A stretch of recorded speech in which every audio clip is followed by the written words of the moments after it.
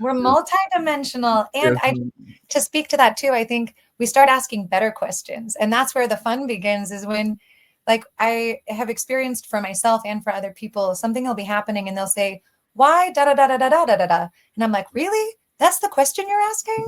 It's gonna get us nowhere. Ask Right, a better question. right. Oh my God. Wow. You're this is amazing. I'm already having a blast because Yeah. I feel like I don't know what a session with you is like, but I almost feel like that's what's happening right now. And it's awesome because I didn't ask for it, and and I welcome it. Thank you for welcoming it. Yeah. That's so fun.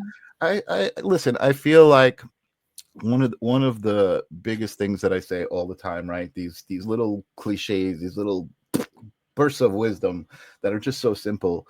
We're all in this together, right? Mhm. That's like the number one thing when I'm dealing with, a group of people, and like that's just the most obvious thing to me, that we're all in this together, and it's like whether you like it or not, we're in this together. So one of my favorite sayings recently is this thing about snow, right? It's like if you don't find joy in the snow, or you don't find joy in snow, because a lot of people are like, oh, I don't like snow.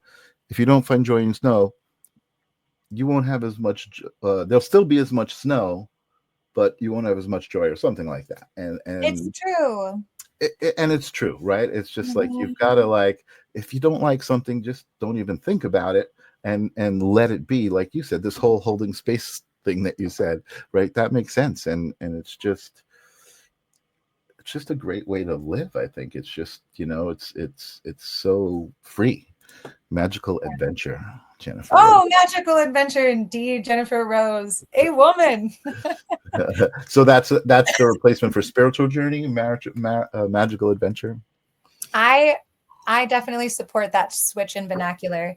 Yes. Some other words that I've enjoyed changing, like the word selfish, for example. I think there is a form of being selfish, but then I think there's a form of self-care that Mhm, some people don't access because of the fear of feeling guilty, right? mhm, mhm, Like if you really need a rest, but you're more of a helper and a people pleaser, then you won't take that rest. mhm. So instead of calling it selfish, I've been calling it selfness. I'm going to have some selfness time. Selfness. I love it. Nice.